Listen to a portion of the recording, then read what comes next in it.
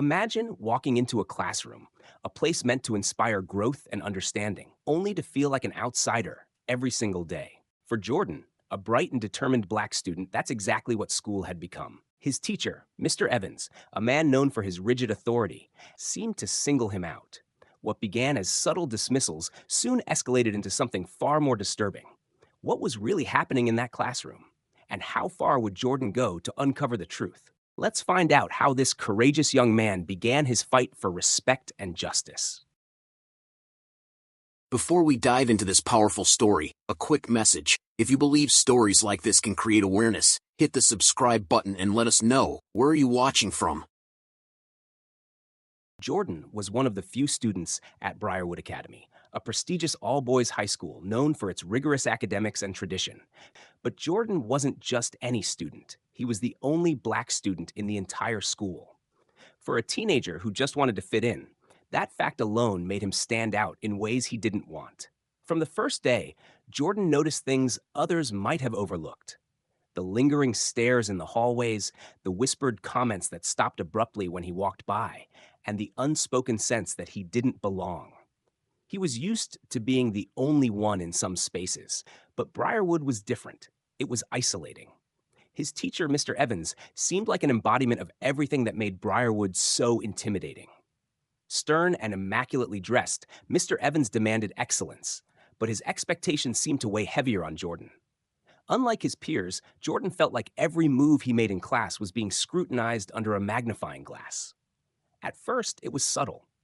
Mr. Evans would often skip over Jordan's raised hand during discussions, even when he knew the answer. When Jordan did get the chance to speak, Mr. Evans would cut him off mid-sentence or dismiss his ideas with a quick, "Let's move on." These moments stung, but Jordan tried to shake them off, thinking maybe he was overreacting. But as weeks turned into months, the dismissals grew sharper, and the tension in the classroom became impossible to ignore. One afternoon, while the class was discussing Of Mice and Men, Jordan shared his interpretation of the themes of isolation and race in the story, a perspective shaped by his own experiences. Instead of engaging with his analysis, Mr. Evans smirked and said, "Well, that's an interesting take, Jordan, but perhaps you should focus on the basics before diving into complex ideas." The room went silent. Jordan felt the weight of his classmates' eyes on him, some pitying, others unsure how to react. It wasn't just the words. It was the condescension in Mr. Evans's tone, the way he dismissed Jordan's thoughts as though they didn't matter. That moment stayed with Jordan. He began to notice how Mr. Evans treated him compared to his peers. The subtle digs, the way his tests were scrutinized more harshly, the times he was reprimanded for minor infractions while others were let off with a warning. It all added up. Jordan's friends in class, like Matt and Liam, noticed it too. "It's not right, man," Matt said one day after class. "He doesn't treat us like that." But despite their sympathy, none of them spoke up. Jordan began to feel more isolated, his confidence eroding with each passing day. He thought about telling his father, but Mr. Evans was well respected at Briarwood, and Jordan didn't want to seem like he was making excuses. Yet deep down, Jordan knew this wasn't just about him being overly sensitive. There was something more at play. The classroom, a place where he once felt excitement and curiosity, now felt like a battlefield. And as Mr. Evans's behavior grew bolder, Jordan realized he had a choice to make. Either stay silent and endure, or find a way to confront the injustice he was facing. As the semester went on, Jordan's unease turned into frustration. Mr. Evans's behavior was no longer subtle. It was deliberate. Whether it was docking points on assignments for unclear reasons or using a patronizing tone when addressing him in class, Mr. Evans seemed intent on making Jordan feel small. One particular incident during a history lesson pushed things over the edge. The class was discussing civil rights, and Jordan raised his hand to contribute. He shared a thoughtful perspective about systemic racism and its lingering effects on education. Instead of acknowledging Jordan's point, Mr. Evans sighed audibly, muttering, "Let's stick to the facts, not personal opinions." The words hung in the air like a slap. Some students exchanged uneasy glances, but no one said anything. Jordan felt his chest tighten. He had worked hard to earn his place at Briarwood, but in moments like this, it felt like no matter how much effort he put in, he would never be enough. That evening, Jordan sat in his room, replaying the scene over and over. Why did Mr. Evans treat him this way? Was it because he was black? The question gnawed at him, but he didn't have answers, only a growing sense of determination. The next day, Jordan decided to document everything. He started keeping a journal, noting each instance where he felt singled out, dismissed, or treated unfairly by Mr. Evans. From sarcastic comments to uneven grading, Jordan was meticulous, determined to gather evidence to prove he wasn't imagining things. But the mental toll began to wear him down. Jordan's grades started slipping, not because he didn't understand the material, but because he couldn't focus in class. Every glance from Mr. Evans felt like a judgment. Every ignored hand raise felt like a reminder that he didn't belong. Despite his struggles, Jordan found moments of solace in his friends, Matt and Liam. While they didn't fully understand what he was going through, they stood by him. "We've got your back, man," Liam said one afternoon as they sat under the shade of a tree in the courtyard. "Thanks," Jordan replied, though part of him wished they would do more. He wanted someone, anyone, to call out Mr. Evans. But Briarwood was a place where students were taught to respect authority, not challenge it. Still, Jordan wasn't ready to give up. He started looking for ways to make his voice heard. He researched school policies, learned about his rights as a student, and even considered reporting Mr. Evans to the administration. But Briarwood was a traditional school, and Jordan knew how hard it would be to convince the powers that be to take his side. It wasn't until a heated confrontation during a group project that everything came to a head. Jordan had been paired with a group of students who seemed indifferent to his ideas. When Jordan offered a suggestion, Mr. Evans interjected from across the room. "Maybe let someone else lead this time, Jordan. We don't need any distractions." The room went silent. The weight of that word, distractions, wasn't lost on Jordan. He felt a surge of anger and hurt rise in his chest. But this time, instead of swallowing it, he spoke up. "What do you mean by that, Mr. Evans?" Jordan's voice was steady, but his eyes burned with intensity. Mr. Evans paused, clearly caught off guard. "I mean, focus on the task, Jordan. Don't overthink it." But Jordan didn't back down. "I am focused. Maybe you should focus on treating me the same as everyone else." The classroom buzzed with tension. Jordan could feel his classmates watching, some curious, others uneasy. For the first time, he wasn't afraid to let his voice be heard. And for the first time, Mr. Evans seemed to falter. Jordan knew this was just the beginning of a battle he didn't ask for, but one he was now ready to fight. The confrontation with Mr. Evans was just the beginning of Jordan's fight. That night, Jordan sat with his father in their modest living room, the weight of the day pressing heavily on his chest. His father leaned forward, his hands clasped tightly, his voice low but firm. "Jordan, I've always told you to stand up for yourself," he began, his eyes burning with quiet intensity.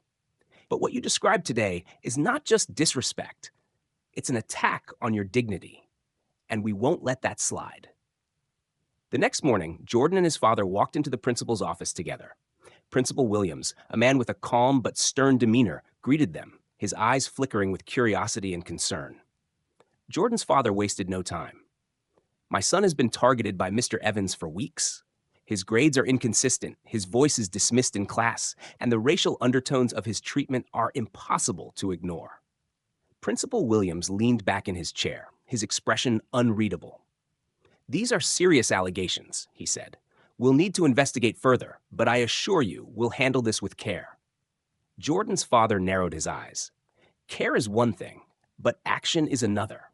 I expect you to protect my son while this is being investigated. He cannot thrive in a classroom where he's treated as less than human." Principal Williams nodded slowly, sensing the resolve in the room. "For now, we'll have Mr. Evans notified of these concerns. Jordan, if you experience any further incidents, report them directly to me." It wasn't the decisive response Jordan had hoped for, but he saw the fire in his father's eyes and knew this was far from over. Back in class, Mr. Evans's demeanor shifted. His subtle jabs turned colder, his authority sharper. But something inside Jordan had changed. When Mr. Evans dismissed his ideas during a discussion on a novel, Jordan didn't back down. "Mr. Evans," he said, his voice steady, "isn't the purpose of this class to explore different perspectives?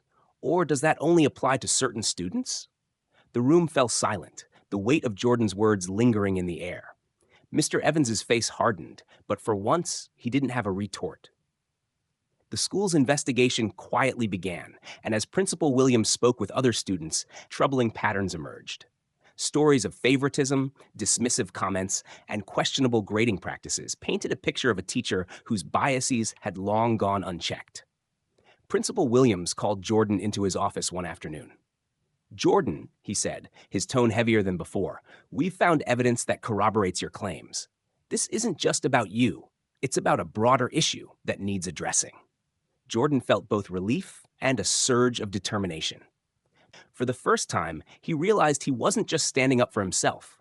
He was standing up for every student who had felt silenced. The school board scheduled a formal hearing to address the allegations. Jordan's father prepared him for the daunting process. "You're going to walk into that room and speak your truth, Jordan, not just for yourself, but for everyone who's watching." The day of the hearing arrived, and Jordan walked into the room with his father by his side. As he sat down to tell his story, he felt the weight of the moment, but also the strength of his conviction. This wasn't just a fight for fairness. It was a fight for respect, equality, and change. The hearing was tense, the room filled with board members, teachers, and a few parents. Mr. Evans sat across the table, his face a mask of indifference, but his clenched jaw betrayed his discomfort. Jordan and his father were prepared, with Jordan clutching notes he had spent days perfecting. When Jordan was called to speak, the room fell silent. He stood tall, meeting the eyes of the board members. "I came here today not because I want to, but because I have to," he began, his voice steady. "For weeks, I've endured ridicule, dismissal, and unfair treatment. I've been made to feel like I don't belong, not just as a student, but as a person." Jordan recounted specific instances, each more disturbing than the last. The grading inconsistencies, the sarcastic comments, the times his hand was ignored in favor of his white peers. "This isn't just about me," he added, his voice growing stronger. "It's about the environment we allow in our schools and the message we send to students like me. If we don't address this, we're telling them they don't matter." As Jordan spoke, murmurs rippled through the audience. It was clear his words were hitting their mark. When it was Mr. Evans's turn, his demeanor shifted. "I've always held my students to a high standard," he began defensively. "Jordan has misinterpreted my intentions. I treated him no differently than anyone else." But as the board presented the findings of their investigation, testimonies from students, discrepancies in grades, and records of complaints against Mr. Evans, the narrative began to unravel. One board member leaned forward, his tone sharp. "Mr. Evans, the evidence shows a clear pattern. This isn't just one student's perception, it's a systemic issue in your classroom." Mr. Evans hesitated, his confidence wavering under the weight of the evidence. The room grew heavy with the realization that his actions had finally caught up with him. As the hearing concluded, Principal Williams approached Jordan and his father. "Jordan, your courage today has set a powerful example," he said, his voice filled with respect. "We're committed to making sure this never happens again." For the first time in weeks, Jordan felt a glimmer of hope. He had spoken his truth, and it had made an impact. But he knew this was just the beginning of a larger journey, not just for him, but for the entire school community. As Jordan and his father left the hearing room, the weight of the ordeal began to lift. Students in the hallway paused, watching as Jordan passed by. Some nodded in respect, while others looked away, ashamed of their silence. Jordan's story had sent shockwaves through the school. The next morning, Principal Williams called a school-wide assembly. Standing before the entire student body and staff, he spoke with conviction. This school must be a place of respect, equality, and learning for every student. What happened in Mr. Evans's classroom is a failure, one we are committed to fixing. The room was silent as Williams announced immediate changes: diversity training for teachers, student-led inclusion workshops, and the creation of a peer support program. Mr. Evans, meanwhile, was suspended pending a final decision from the school board. Later that day, Jordan walked through the hallways, head held high. For the first time, he felt the gaze of his peers was not one of judgment, but recognition. As the day ended, Jordan's father stood waiting by the school gates. He smiled as Jordan approached, clapping a hand on his son's shoulder. "You did something incredible," he said. Jordan nodded thoughtfully. "We did, but there's still more to do." In the days that followed, the school began to transform. Students and staff alike embraced the hard conversations, confronting their biases and working toward change. Jordan's courage had sparked something bigger than himself, a movement toward accountability and growth. Thank you for watching.